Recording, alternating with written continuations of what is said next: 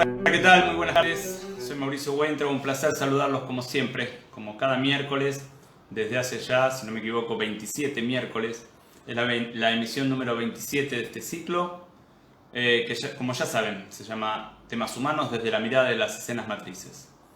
Un ciclo que solo pretende encontrarnos un ratito cada semana para pensarnos un poquito más, para darle una vuelta más a nuestra comprensión de nosotros mismos, a nuestra comprensión del otro, a nuestra comprensión de la vida. Es un ciclo en donde reflexionamos sobre temas humanos que nos competen en tanto humanos, y siempre desde la mirada de escenas matrices, la mirada de las escenas matrices, que como siempre digo, es una mirada, por supuesto, psicoterapéutica, y que en tanto psicoterapéutica incluye una mirada humana, es decir, una mirada sobre qué es el hombre, porque como decimos siempre, la psicología surge de la filosofía y no de la medicina, es decir, tiene una mirada sobre qué es el hombre, qué es el vínculo psicoterapéutico, y una mirada que intenta también reflexionar sobre distintos aspectos de la vida, de los vínculos, de las emociones, de cómo está constituido el psiquismo, e innumerables temas que, como digo, siempre nos tocan en tanto humanos. Como digo, es la emisión número 27 y vamos a hablar hoy de un tema muy en boga en general en nuestra cultura, como es la personalidad. Vamos a tratar de entender qué significa la personalidad, que en general se nos plantea siempre como algo con determinadas características que me va a interesar por lo menos mirar, por lo menos yo diría cuestionar, o por lo menos darle una vueltita más para ver con qué estamos de acuerdo, con qué no estamos de acuerdo, en qué nos toca y en qué no nos toca este tema tan frecuente, como digo yo, en nuestra vida cotidiana actual. Como siempre hacemos también, me gusta, si podemos, y hoy también podemos, responder o tomar alguna de las preguntas que nos llegan en la semana para tratar de entender o justamente a partir de la pregunta profundizar algún planteo que venimos haciendo a lo largo de estas charlas. Voy a tomar una vez más una pregunta de nuestra querida amiga María Angélica, porque entre las preguntas que nos llegaron me interesó para seguir armando esto que nosotros intentamos ver cuando hablamos de psiquismo y cuando hablamos de la relación entre terapeuta y paciente. Como ustedes ven, a lo largo de las charlas y también a lo largo de las preguntas que nos acercan en las charlas, lo que vamos haciendo es como iluminando diferentes sectores de un mapa conceptual, de un mapa teórico, que es el mapa con el que finalmente nos manejamos en las escenas matrices. Es decir, vamos armando o vamos iluminando distintas zonas de algo que es aquello a partir de lo cual nosotros trabajamos. Entonces, María Angélica nos pregunta, retoma los temas anteriores y me pregunta, hoy tu paciente, no me está poniendo a mí como terapeuta, digo, hoy el paciente que va a la sesión es el padre o madre del nene que fue, o al menos debería serlo. Esto ya me gusta mucho, esta distinción, ¿no? Digo, lo es en el sentido de que es adulto biológico, porque tiene más de 22, 23 años, pero digo, debería serlo, porque puede ser que no esté asumiendo esta función, no esté asumiendo la adultez y por lo tanto la función de ser hoy el padre o madre de ese nene que fue en su infancia y que está todavía hoy en su interior. Entonces me dice, hoy el paciente es, o al menos debería ser, el padre o madre de aquel nene o nena que fue. Vos, como terapeuta, digo, el terapeuta, ¿tendrías una función parecida a ese padre o madre en relación con el nene del paciente y haciendo lo necesario para que este nene pueda sanar aquellas escenas matrices? Es decir, me está preguntando, María Angélica nos pregunta, nos invita a reflexionar sobre la función del terapeuta en la sesión. Digo, ¿es el terapeuta hoy en la sesión el padre o madre del paciente, del nene del paciente? Yo diría sí y diría no a la vez. Digo, vamos a ponerlo como lo vemos en las escenas matrices, como tantas veces solemos nombrarlo también en nuestro espacio de supervisión con los terapeutas dedicados. Digo, el terapeuta en realidad no es el padre o madre del nene del paciente. Lo que hace el terapeuta es mostrarle el padre o madre que el paciente puede ser. Uno diría, para que el paciente pueda asumirse como padre o madre del nene que tiene adentro, del nene que fue, y del nene que se le va presentando en la vida, para que pueda asumirse como padre o madre, necesita tener un yo fuerte. El yo es sinónimo de yo adulto. Digo, necesita que su yo sea fuerte y pueda cuestionar a esos padres que tuvo en la infancia y a los que son iguales en su vida actual. Este yo, el paciente lo tiene disponible, pero muchas veces no lo asume. Lo que hace el terapeuta es él ser un yo fuerte para que el paciente pueda agarrarse de él. Lo están poniendo en esta imagen. Uno dirá, el terapeuta le presta al paciente un yo para que el paciente pueda agarrarse de él. Cuando el paciente, o mejor dicho, a medida que el paciente puede ir agarrándose y tomando el yo del terapeuta y entonces puede desarrollar su propio yo en función de este yo que el terapeuta le presta, a medida que esto va pasando, el terapeuta deja de necesitar mostrarse como un yo para el paciente, porque el paciente mismo empieza a ser su propio yo. Yo sé que esto es muy complejo en un punto, si no vieron las charlas anteriores probablemente no lo entiendan, los invito a ver algunas de las charlas anteriores, sobre todo la charla sobre el psiquismo. Digo, esto tiene mucha complejidad a nivel teórico, pero en realidad es este punto en donde el terapeuta en el rato de sesión es el yo que el paciente necesita ser para atender al nene que tiene adentro o al nene que fue. Y en este ser ese yo durante un rato, el paciente, si es que puede, si está disponible, si está permeable y si quiere, va tomando, va asumiendo ese yo como un yo propio y entonces es un yo saludable. Por eso decimos que el terapeuta, así como otras personas en la vida del paciente, funciona de alguna manera como un padre del paciente, un padre o una madre, ¿no?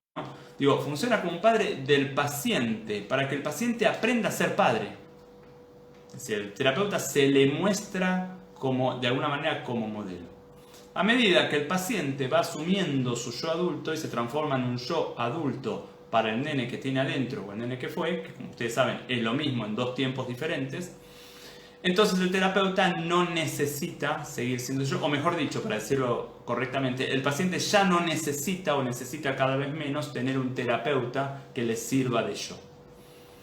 Bueno, espero que algo de esto haya quedado un poquito más claro. Como ustedes ven, estamos trabajando a la vez la composición del psiquismo, a la vez el vínculo paciente-terapeuta y a la vez la relación entre este paciente y su propio nene en la historia, es decir, el nene que fue en la historia, en la relación con sus padres, en las escenas matrices, y este nene que tiene adentro hoy, que si está acá sentado frente de mí, está sin duda alguna manifestándose a partir de las escenas copias que el paciente trae a sesión.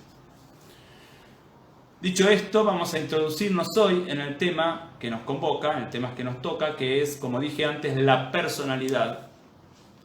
Y voy a empezar diciendo que en general, en nuestra cultura actual, se suele identificar personalidad, o mejor dicho, está mal dicho, se suele identificar una buena personalidad con una personalidad fuerte. Es cuando una persona dice de otra, tiene mucha personalidad, es decir, se suele identificar la palabra personalidad con un rasgo característico de fortaleza. Y esto además se suele en general significar como bueno. No siempre, pero se suele significar como bueno. Hay que tener personalidad, hay que desarrollar la personalidad, etcétera, etcétera, etcétera. Pero si en realidad nosotros vamos a tratar de entender qué significa la palabra personalidad, indefectiblemente nos tenemos que ir a Jung, que ya separó, o mejor dicho, nos mostró cómo personalidad y persona son dos cosas diferentes. Quiero decir, cuando hablamos de personalidad, hablamos mucho más de personaje que de persona. La personalidad es la manera que el sujeto tiene de estar en el mundo. Es decir, la personalidad es lo que el sujeto muestra y hace creer que es, y además se cree él mismo que es. La personalidad que yo tengo es aquello que yo creo que soy, que no tiene que ver, o por lo menos no es lo mismo, que aquello que soy. Cuando uno habla de personalidad, inmediatamente la personalidad, que es esto que dije, ¿no? Es lo que el sujeto muestra y se muestra a sí mismo, tiene como una contracara, tiene como una espalda. La espalda de la personalidad, o lo que la personalidad deja en su espalda, es lo que Jung también llamaba la sombra. Es decir, hay una relación entre personalidad y sombra. Lo que yo creo que soy deja en la sombra las características opuestas a esto que yo creo que soy, que también forman parte de mí. Cuando yo creo que solo soy fuerte, queda en mi sombra mi debilidad, y mi debilidad también forma parte de mí. Cuando yo creo que soy inteligente, queda en mi sombra la no inteligencia o la limitación intelectual, que también forma parte de mí. Cuando yo creo que soy frágil, queda en mi sombra la fortaleza, que también forma parte de mí. Es decir, cuando uno se identifica con la personalidad, uno se identifica con la mitad de uno, o con una parte de uno, quedando a la sombra todo lo otro que no está incluido en la personalidad. Uno diría, ¿y por qué una persona, por qué un sujeto va a hacer este proceso que evidentemente lo deja, yo diría, incompleto?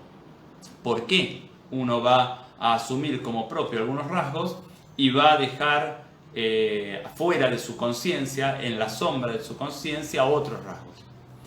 Bueno, porque un sujeto nace y vive en una familia. Y esta familia está siempre gobernada por dos padres, más allá de que estén o no estén, etcétera, etcétera. Y los padres lo que hacemos es aceptar una parte de nuestros hijos y otra parte no. Digo, esto no es que pasa siempre así, pero en general aceptamos una parte y en la otra parte nos parece mal, o no queremos verla o no soportamos verla. Quizás varían los porcentajes, pero todos los padres tenemos algo de nuestros hijos que no soportamos ver. Entonces nuestro hijo, que vive en este medio, cuyas reglas las ponemos los padres, el nene o la nena, lo que hace es ir moldeándose a sí mismo para mostrarse a los demás. Y muchísimas veces para mostrarse a sí mismo según lo que los padres quieren ver de él. Entonces, si en esta casa, como hemos dicho tantas veces y como hemos dicho en otras charlas, ¿no? Si en esta casa los hombres no pueden llorar, pues entonces el nene, cuando le duele algo, arma toda una manera de ser en donde el llanto no entra. Entonces, cuando se lastima, quizás se enoja. O cuando se lastima, quizás grita. O cuando se lastima, quizás hace otra cosa para que no se note o para él mismo no notar el dolor. Es decir, arma una personalidad en donde el llanto no está incluido. Y uno diría, cada vez que yo no puedo aceptar un rasgo de mi hijo, este rasgo va a quedar en la sombra. Y el rasgo que sí puedo aceptar va a empezar a formar parte de la personalidad. O sea que cuando mi hijo llegue a los 18, 19, 20 años, cuando llegue a la adultez, a los 21, 22, va a tener armada una personalidad que va a tener que ver con lo que los padres hemos podido mirar de una manera positiva o de una manera aceptándolo. Y va a quedar en la sombra lo que no hemos podido mirar de esta forma. Así, el nene va aprendiendo sutilmente va aprendiendo esto y va desarrollando esta personalidad. Si uno se pone a mirar en líneas generales cómo están armadas las personalidades, yo diría, uno puede agrupar los rasgos que componen la personalidad, los puede agrupar en dos grandísimas columnas. A esto en escenas matrices lo llamamos características de personalidad. Es decir, hay dos grandes tipos de características de personalidad y mientras vamos describiendo, esto lo hemos hecho en alguna otra charla, mientras vamos describiendo, los voy a invitar a ustedes a ver en cuál se sienten más identificados. Está toda la línea de personalidad a la que vamos a llamar personalidad más bien activa. Y está toda la línea de personalidad a la que vamos a llamar personalidad más bien receptiva. No la voy a llamar pasiva como a veces se llama, la voy a llamar receptiva porque tiene otra connotación.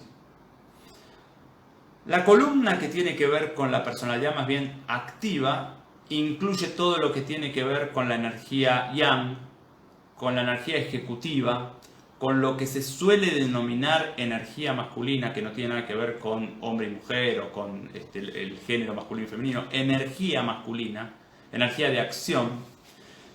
Lo que tiene que ver con el ir hacia o la energía de flecha, y lo que tiene que ver con las que llamamos, en escenas matrices las llamamos emociones duras.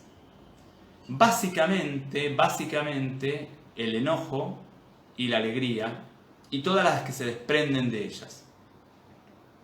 Mientras que los que están más bien identificados con la otra columna, con la columna de las energías o de los rasgos receptivos, tienen incluidas en esta columna todo lo que es energía yin, todo lo que es lo reflexivo, el poder contemplar, el poder observar sin intervenir, por lo menos todavía el observar, todo lo que tiene que ver con la energía femenina, que insisto, no tiene nada que ver con hombre y mujer, ni tampoco tiene que ver con género masculino o femenino, la energía femenina, todo lo que tiene que ver con el recibir a.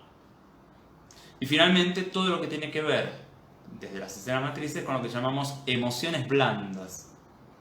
Básicamente la tristeza, el amor y todos los derivados.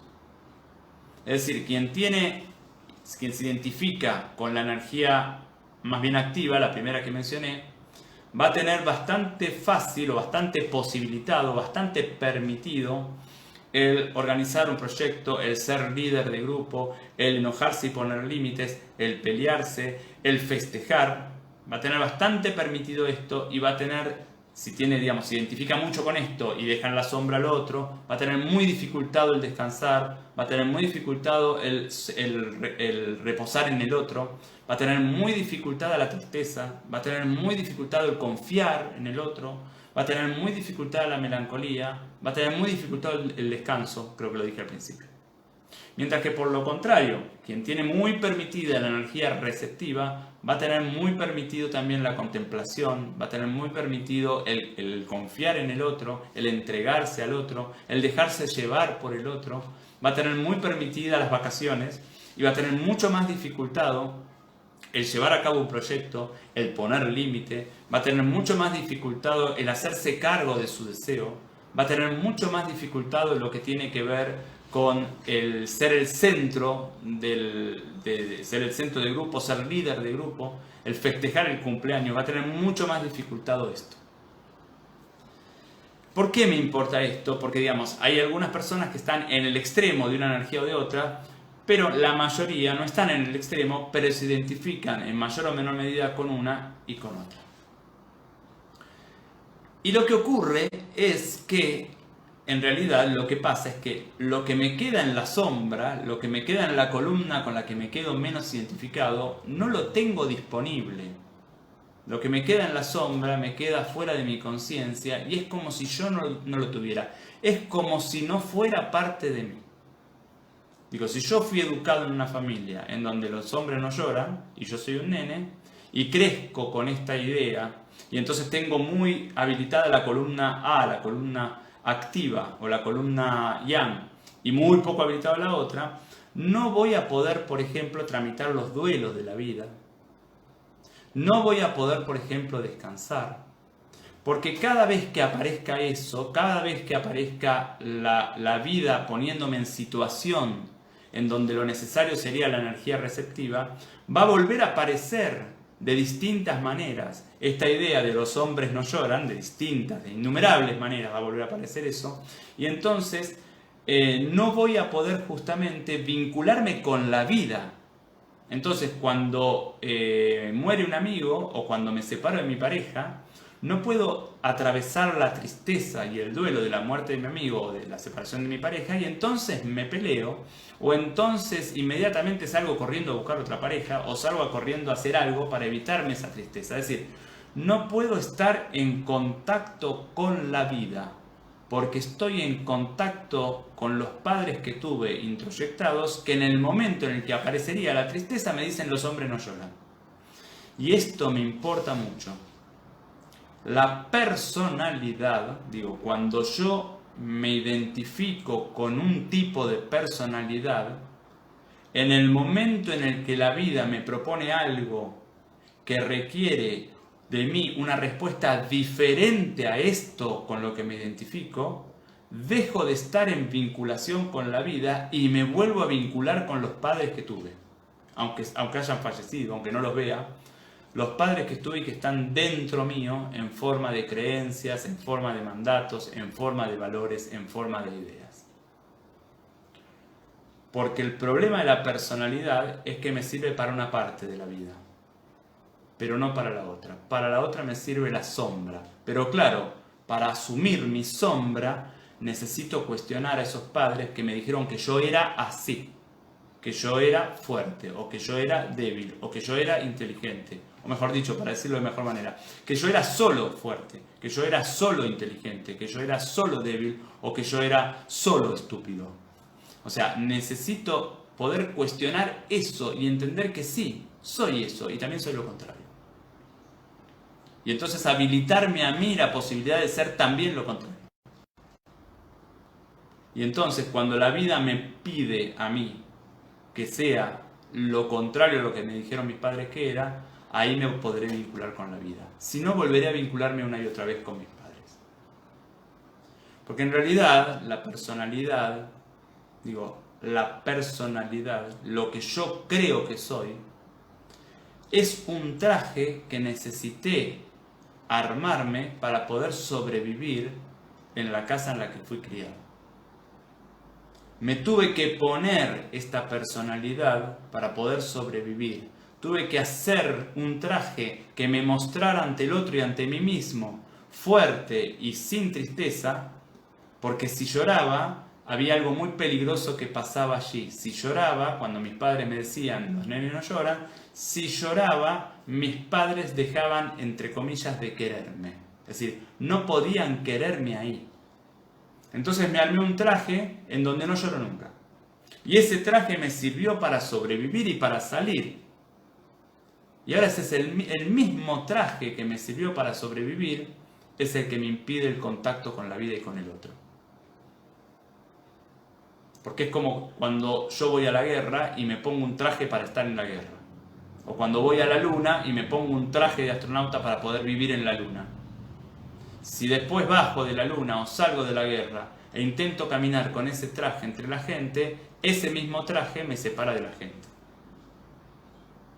Por eso decimos siempre que en escenas matrices le agradecemos profundamente a la personalidad que hemos tenido que armar para sobrevivir.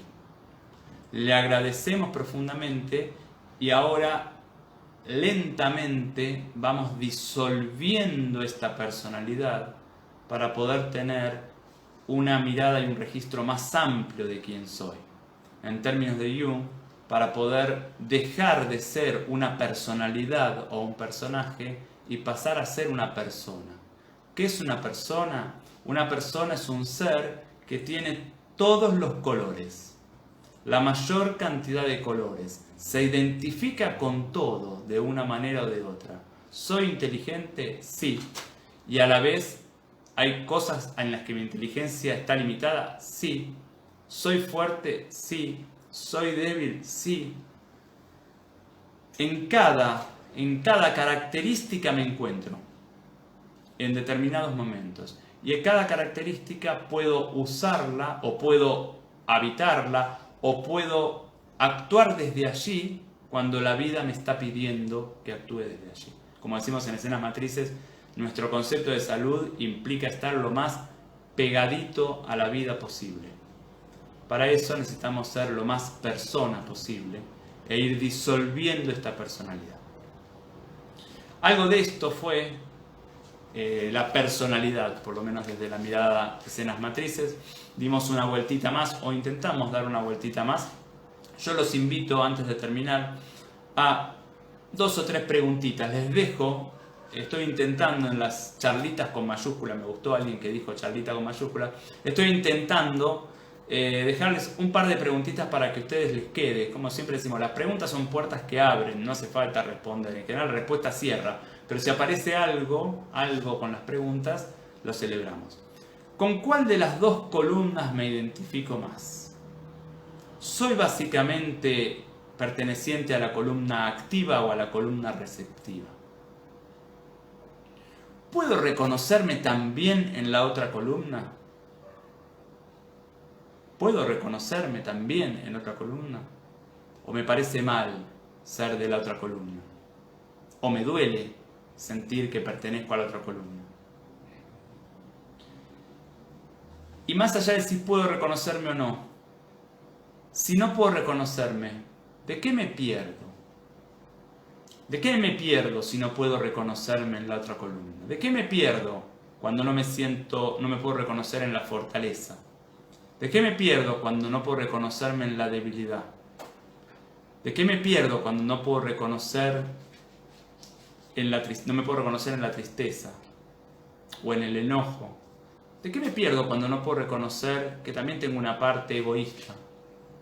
¿De qué me pierdo cuando no puedo reconocer que también tengo una parte altruista?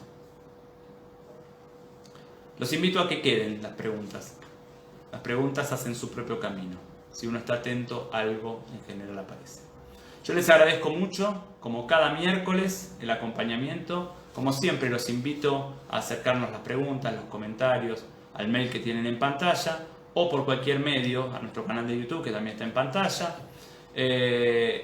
Por cualquier medio serán bienvenidas y siempre serán respondidas. Les recuerdo que la última charla de este mes, que es el 25 de noviembre, que además es mi cumpleaños, la última charla de este mes, vamos a responder preguntas que nos hayan acercado. Nosotros vamos haciendo una lista de preguntas, algunas las podemos responder, otras no. Vamos a responder las que más podamos de las que nos hayan acercado, así que los invito a que nos acerquen las preguntas que quieran.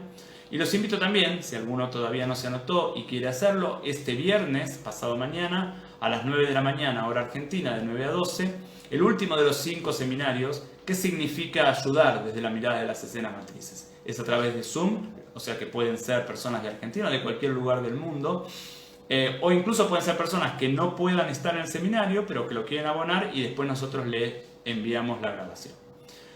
Como siempre digo, les agradezco muchísimo el acompañamiento y los invito, si quieren y pueden, a acompañarme también el próximo miércoles a la misma hora. Muchísimas gracias.